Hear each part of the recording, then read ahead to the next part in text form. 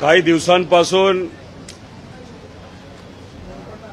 महाराष्ट्राच्या विधिमंडळामध्ये जिथं आम्ही सर्वजण समतेचा विचार, सामान्य लोकांचा विचार हा मांडत असतो आणि कुठलाही भेदभाव न करता लोकांना न्याय कसा मिळेल यासाठी आम्ही सर्वजण आमदार म्हणून लोकशाहीच्या मार्गाने निवडून आलेले आम्ही सर्वजण आमदार, आणि लोकशाही आपण जेव्हा म्हणतो त्या लोकशाहीचा प्रमुख स्तंभ काय असेल ते हे आहे आपलं संविधान. पण गेल्या काही दिवसांपासून काही राजकीय नेत्यांना खुश करण्यासाठी त्याच्याचबरोबर एक वेगळ्या पद्धतीचं वातावरण या महाराष्ट्रामध्ये व्हावं, जेणेकरून जनसुरक्षा कायदा जो संविधानाच्या विरोधात आहे, लोकशाहीच्या विरोधात आहे, तो लागू करण्यासाठी थोडंसं सोपं जावं यासाठी काही आमदार हे दुर्दैवाने वारकऱ्यांना, वारीला, पवित्र वारीला हे बदनाम करत आहेत. हबप श्यामसुंदर महाराज अनेक वर्षांपासून संविधान समता दिंडी हे तुकाराम महाराज, तुकोबाराया महाराजांच्या पालखी सोहळ्यामध्ये त्यांची दिंडी असते आणि मग लोकांना संविधानाचं महत्त्व हे समजावं यासाठी ते व त्यांच्याबरोबर असणारे सर्व सामाजिक कार्यकर्ते हे वारीमध्ये चालत असतात. आता मग तुम्ही जेव्हा आक्षेप घेत असता या विचारावर, तेव्हा कुठेतरी आपल्याला हेच म्हणावं लागेल की सत्तेत असणारे जे आमदार आहेत, ज्यांना कदाचित सत्तेत असणाऱ्या नेत्यांचा वर्धा असते की बिनधास्त बोल, आम्ही तुमच्याबरोबर आहोत, त्याचा अर्थ हे सरकार संविधानाच्या विरोधात आहे आणि वारीच्या विरोधात आहे. काही आंब्यावर विश्वास असणारे जे नेते, तुम्ही समजून घ्या कोण नेते आहेत, ते जेव्हा तलवार घेऊन वारीमध्ये येतात तेव्हा त्याच्यावर तुम्हाला आक्षेप घेता येत नाही. पण इथं काही लोक संविधान, जे पवित्र संविधान आहे ते वारीमध्ये आणतात, तेव्हा मात्र तुम्ही आक्षेप घेता. त्याच्याच बरोबर आपण जर बघितलं तर वारी आणि वारकऱ्यांचा जो विचार आहे तो समतेचा, एकतेचा, बंधुभावचा आहे आणि संविधान सुद्धा हेच ते आपल्याला सर्व शिकवत असतात. त्यामुळे सरकारला मी विनंती करतो, अशा पद्धतीने वारकऱ्यांचा, पवित्र वारीचा, संतांच्या विचाराचा आणि संविधानाचा अवमान करणारे जे कोणी आमदार असतील, जे कोणी नेते असतील, त्यांच्यावर कारवाई ही केलीच पाहिजे. कारण तुम्ही जर बघितलं, एक त्या आमदार ज्या कुणी आहेत त्या जेव्हा उद्धव ठाकरे साहेबांबरोबर होत्या तेव्हा त्या MLC होत्या, त्यांची टर्म संपायला लागली तेव्हा अचानक त्यांच्या मनामध्ये बदल झाला आणि मग शिंदे साहेबांबरोबर ते झाले आणि परत एकदा आमदार झाल्या. आता कदाचित त्यांना असं दिसतंय की शिंदे साहेबांची सुद्धा ताकद भाजप कमी करते का काय. मग आता कुठेतरी भाजपचा विचार स्वीकारावा लागेल, भाजपच्या नेत्यांना खुश करावं लागेल आणि जनसुरक्षा कायदा जो संविधानाच्या विरोधात आहे तो आणत असताना भाजपला मदत करावी लागेल. म्हणून कदाचित त्या आमदार महोदया त्यांनी अशा पद्धतीचं वक्तव्य केलं, पण त्या वक्तव्याचा आम्ही निषेध करतो. कारण ते वक्तव्य संविधानाच्या विरोधात आहे आणि वारकरी संप्रदायाच्या विरोधात आहे आणि पवित्र वारी आणि संतांच्या विचाराच्या विरोधात आहेत. आम्ही या गोष्टीचा, त्या विधानाचा आम्ही सर्वजण निषेध करतो.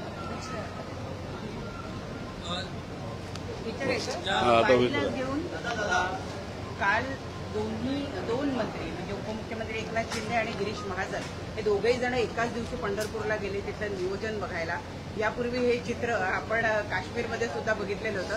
चढाओढ आहे दिसून येते शिवसेना आणि भाजपमध्ये? नाही, 100% चढाओढ आहे. खरं तर अजितदादा का नाही गेला असाही प्रश्न आम्हाला पडतो. कारण का आमदारकीच्या बाबतीत ज्या ज्या मतदारसंघामध्ये ज्या ज्या पक्षाचे आमदार निवडून आलेले आहेत महायुतीतले, त्यांच्या विरोधात आत्तापासूनच म्हणजे 4 वर्षानंतर आमदारकी आहे, आत्तापासूनच विविध महायुतीतले पक्ष एक एक उमेदवार तयार करत आहेत. चढाओढ 100% आहे.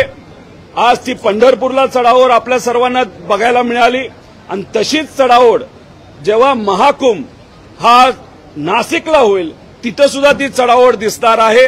एक तर निधीच्या बाबतीत असेल आणि श्रेयवादाच्या बाबतीत असेल. त्यामुळे हे सरकार कशामध्ये गुंतलेलं आहे ते एकामेकाची जिरवण्यात गुंतलेलं आहे. त्याच्यामध्ये होतंय काय तर सामान्य लोकांकडे दुर्लक्ष हे त्या ठिकाणी केलं जातं. आज जर आपण बघितलं तर वरचं हाऊस नाही तर खालचं हाऊस.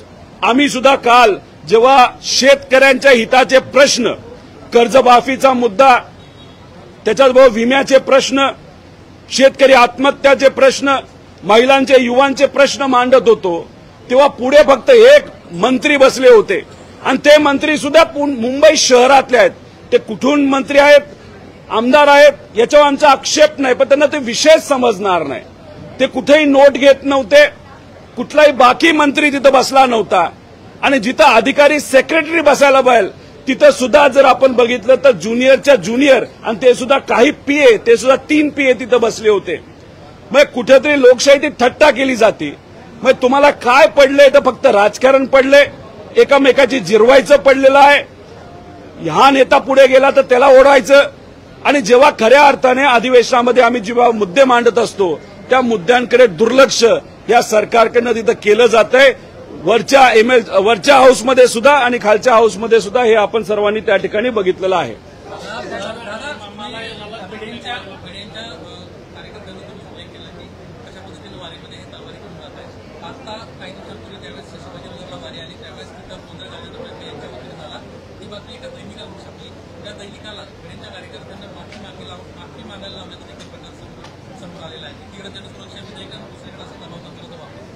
हे बघा, हे जे मनोहर भाऊ भिडे आहेत त्यांचे जे कार्यकर्ते आहेत त्यांना धारकरी म्हणलं जातं.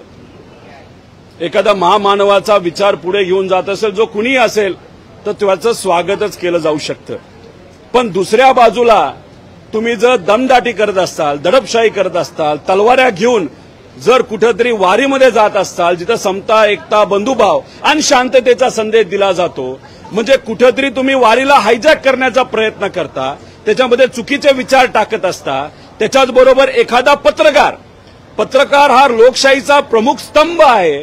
तो जर खरं काय घडलं, कसा वाद झाला, कसं मारामारी झाली, कशा पद्धतीने या धारकऱ्यांनी तिथं गडबड केली हे जर तिथं प्रिंट करत असेल, दाखवत असेल आणि त्याच्यावरच जर त्या पत्रकारावर कारवाई नाही तर दमदाटी करून माफी मागायला लावत जात असेल तर हे अतिशय चुकीचं आहे. हे जनसुरक्षा कायदा जो आणला जातोय तो फक्त जे सामान्य लोकांचे मुद्दे मांडणारे लोक आहेत त्यांच्यासाठी आहे. ज्यात पत्रकार आहेत, सामाजिक कार्यकर्ते आहेत, विरोधातले पक्ष आहेत आणि असे सर्व लोक आणि कदाचित सामान्य लोक सुद्धा. पण दुसऱ्या बाजूला ही जी दडपशाही होती, तलवार घेऊन दमदाटी केली जाते, तर पत्रकाराला धमकवलं जाते, त्यांच्यासाठी कायदा तर आहे. तो कायदा कधी वापरणार? पण इलेक्शनसाठी हे लोक आपल्याला मदत करतात, आपल्यासाठी प्रचार करतात. हे जे धारकरी आहेत ते आपला पक्षाचा झेंडा अप्रत्यक्षपणे घेऊन पुढे जातात. म्हणून त्यांची जर तुम्ही पाठराखण करत असाल ते आम्ही सर्वजण खपून घेणार नाही. खऱ्या अर्थाने जनसुरक्षा कायदा हा झाला नाही पाहिजे आणि दुसऱ्या बाजूला कुठलाही पक्ष असू नाही तर कुठलीही संघटना असू ते जर कायदा हातामध्ये घेण्याचा प्रयत्न करत असेल त्या लोकांवर कारवाई, कितीही जवळची संघटना नाही तर व्यक्ती असो तर त्या व्यक्तीवर, संघटनेवर कारवाई सुद्धा झालीच पाहिजे असं आमच्या सगळ्यांची मागणी आहे.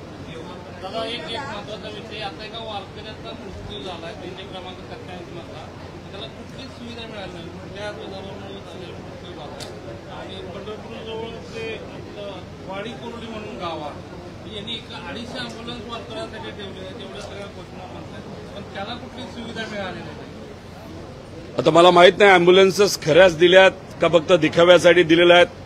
पण एक सांगतो, तिथं डॉक्टर असतात, काही प्रायव्हेट लोक सुद्धा तिथं असतात. ही घटना जर घडली असेल तर अतिशय दुर्दैवी घटना आहे. एखाद्या वारकऱ्याचा, ते सुद्धा सामान्य व्यक्ती जो आपल्या शेतामध्ये कष्ट करतो आणि आता विठोबारायाचं दर्शन घेण्यासाठी वारीमध्ये चालतो, त्यांना जर तिथं सेवा दिली जात नसेल, हे योग्य नाही.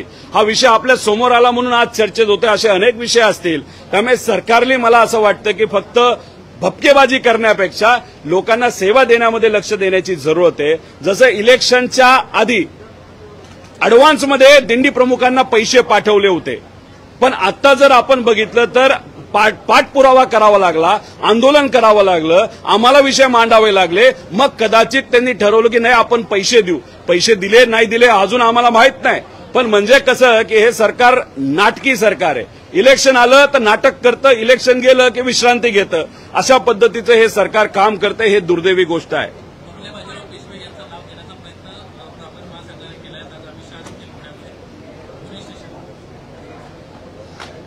तर बघा, आता कोणाचं नाव द्यायचं, कसं द्यायचं, त्याला एक प्रक्रिया असते. लोकांची मागणी आहे का, काय पद्धतीने त्याच्यावर चर्चा होती. तर मला असं वाटतं की लोकांचं मत काय हे सुद्धा तिथं कुठेतरी समजून घेतलं पाहिजे, त्याच्या बाबतीत चर्चा झाली पाहिजे आणि मग योग्य असा निर्णय सरकारच्या माध्यमातून त्या ठिकाणी घेतला गेला पाहिजे. अमित शाह साहेब पुण्यामध्ये येत आहेत. पुणे आज क्रिमिनल हब झालं आहे, दुर्दैव आहे. शिक्षणाचं, विचाराचं एक प्रतीक असायचं, एक वातावरण तिथं त्या पद्धतीचं असायचं. अख्ख्या देशामध्ये एक चांगला संदेश हा पुण्यातून दिला जायचा. पण आज पेपर उघडलं काय, टीव्ही बघितला काय, रेप, मर्डर, धमक्या, एक्स्ट्रॉशन अशा पद्धतीची चर्चा पुण्याच्या बाबतीत दुर्दैवाने आज तिथं होत आहे. आज गृह खातं जे महाराष्ट्राचं आहे ते कमी पडत आहे. अमित शाह साहेब पुण्यामध्ये आलेले आहेत. मी त्यांना विनंती करतो की आज तुम्ही तिथं आलेला आहात, तिथल्या सर्व पोलीस अधिकाऱ्यांना तुम्ही बोलवावं, गृहमंत्र्यांना बोलवावं आणि जे काय आज पुण्यामध्ये आणि महाराष्ट्रामध्ये चालू आहे, ज्या पद्धतीने गुंडाराज वाढत चाललेला आहे, तो कुठेतरी कमी करण्यासाठी मदत करावी. फक्त मी आशा एवढीच करतो. काही दिवसांपूर्वी गडकरी साहेब जेव्हा आले होते, जे आज नॅशनल हायवेचे मंत्री आहेत, ते स्वतःच पुण्यामध्ये आल्यानंतर ट्रॅफिकमध्ये अडकून बसले. अमित शाह साहेब तरी ट्रॅफिकमध्ये अडकू नये आणि अडकलं तर ते ट्रॅफिकची समस्या आमच्या सामान्य लोकांची, पुणेकरांची ही सुटण्यासाठी त्यांनी मात्र त्या ठिकाणी प्रयत्न करावे, एवढी विनंती या ठिकाणी मी करतो.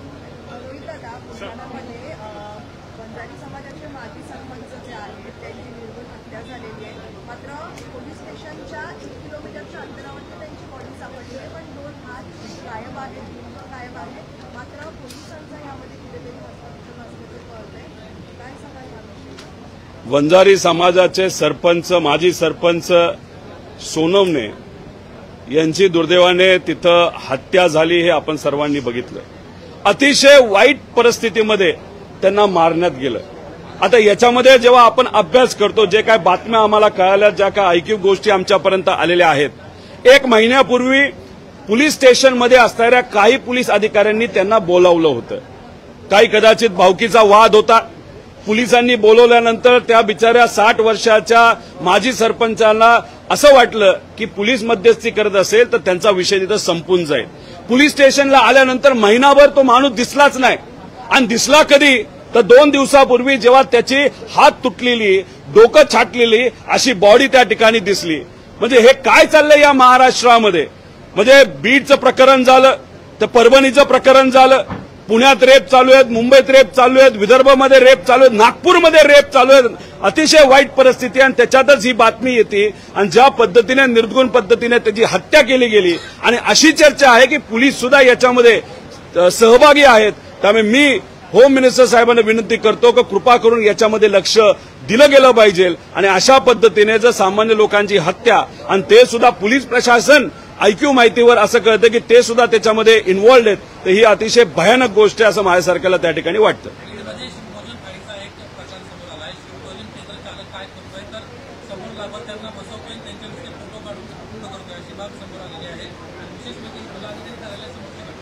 शिवभोजन थाळी जेव्हा सुरू करण्यात आली होती करोनाच्या काळामध्ये आणि त्यानंतर जेव्हा आर्थिक अडचण अनेक लोकांना होती, गरिबांना होती, त्यावेळेस शिवभोजन थाळीची खूप मदत लोकांना तिथं झाली.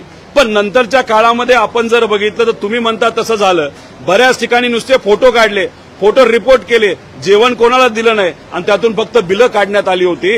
ही गोष्ट जर घडली असेल तर ही फक्त एकाच ठिकाणी घडली असं आम्ही म्हणणार नाही, ही बऱ्याच ठिकाणी घडलेली असेल. त्यामुळे फोटो हे बघितले गेले पाहिजे, इन्व्हेस्टिगेशन हे झालं पाहिजे. कारण शेवटी हा पैसा कोणाचा आहे, तर हा गरीब लोकांचा, सामान्य लोकांचा, मध्यमवर्गीयांचा टॅक्सचा पैसा आहे. आणि तो जर अशा पद्धतीने फक्त उडवण्यात आणि पैसे काढण्यामध्ये आणि भ्रष्टाचारामध्ये जात असेल तर ते योग्य नाही असं माझ्यासारख्याला वाटतं. त्याच्याच बरोबर एक महत्वाची गोष्ट, मुंबई शहरामध्ये आपण जर बघितलं तर गेल्या काही दिवसांमध्ये थोडासा वाद हा मराठी विरुद्ध अमराठी असा कुठेतरी होताना आपण सर्वजण बघतोय. खरं तर याच्यामध्ये आपण खोलात गेलो आणि आम्हालाही सुद्धा जर तुम्ही विचारलं की जो व्यक्ती या महाराष्ट्रामध्ये जन्मला, तो गुजराती असू द्या, तो मारवाडी असू द्या, नाही तर तो कुठल्याही राज्यातून आला असेल, पण त्याचा जन्म जर महाराष्ट्रामध्ये झाला असेल तर तो आमच्यासाठी मराठी माणूस आहे.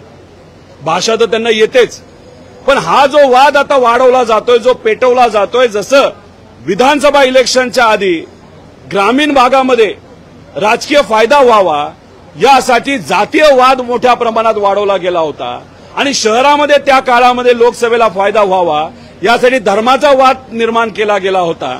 आज जर आपण बघितलं तर मुंबईमध्ये हा जो मराठी विरुद्ध अमराठी वाद निर्माण केला जातोय त्याच्या प्रमुख कारण कदाचित मुंबईचं इलेक्शन आहे आणि मुंबईच्या इलेक्शनमध्ये या वादाचा फायदा हा भाजपला जास्त प्रमाणात व्हावा म्हणून कदाचित हा वाद वाढवला जातोय का काय असं आम्हा सगळ्यांना वाटतंय. मीरा भाईंदरमध्ये जे काही काल मोठं आंदोलन झालं त्याला जो काही आर्थिक रसद आहे ती कुणी पुरवली, कसं झालं, काय झालं, का तो वाद वाढत चाललेला आहे, का आत्ताच मुंबईच्या इलेक्शनच्या आधीच हा वाद वाढवला जातोय, हे खऱ्या अर्थाने बघण्याची जरूरत आहे.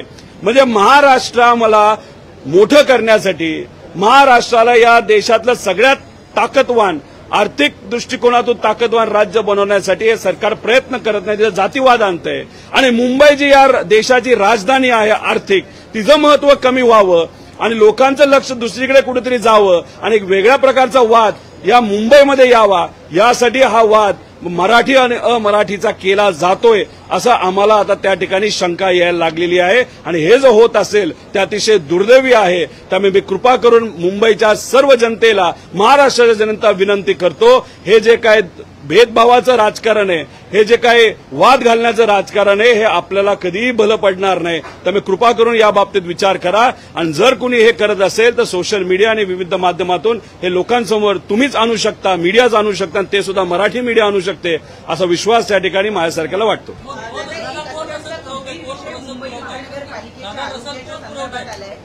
महानगरपालिकेच्या उपनगरात 16 रुग्णालय, त्या 16 रुग्णालयापैकी 12 रुग्णालयांचा आयसीयू हे प्रायव्हेट संस्थांना चालवायला देण्याचा निर्णय मुंबई महानगरपालिकेनं घेतला आहे आणि त्याची माहिती काल विधान परिषदेमध्ये स्वतः म्हणजे सभागृहामध्ये देण्यात आलेली आहे. आयसीयू सारखी इतकी महत्वाची व्यवस्था ही खासगी संस्थांना चालवण्याला देणं ही कितपत योग्य आहे? हे बघा, मुंबई महानगरपालिका या देशातली सगळ्यात श्रीमंत महापालिका होती.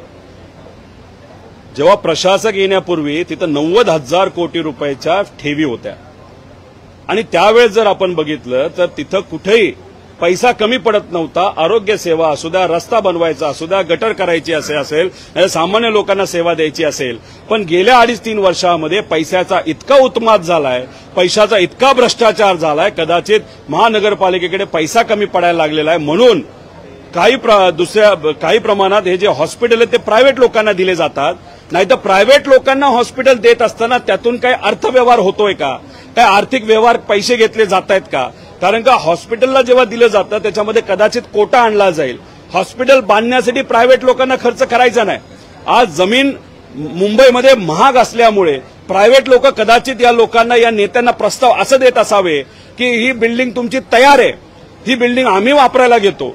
म्हणजे त्या प्रायव्हेट डॉक्टराला तिथं पैसे टाकायची जरूरत नाही, जमीन घ्यायची जरूरत नाही, बिल्डिंग बांधायची जरूरत नाही आणि मग फक्त तिथं दाखवायचं की गरिबांना आम्ही सेवा देतो. 30 कोटी रुपये 2 वर्षासाठी दिले जाणार, एका खाटेला 3,345 रुपये दिले जाणार. म्हणजे हे उलटच झालं. एक तर तुम्ही जागा देताय, एक तुम्ही बिल्डिंग देताय, मशिनरी देताय आणि त्याच्यातच तुम्ही या प्रायव्हेट लोकांना 33 कोटी रुपयाचा विचार त्या ठिकाणी करताय. म्हणजे हे गजबच कारभार या मुंबईमध्ये या लोकांचा, या प्रशासकाचा आणि प्रशासकाचा जेव्हा मी म्हणतो तेव्हा या सरकारमध्ये असणाऱ्या नेत्यांचा चालू आहे. हे चुकीचं आहे. हे मुंबईत आजपर्यंत कधी घडलेलं नाही जे आता घडतंय आणि याच्या मागे फक्त एकच कारण आहे, भ्रष्टाचार.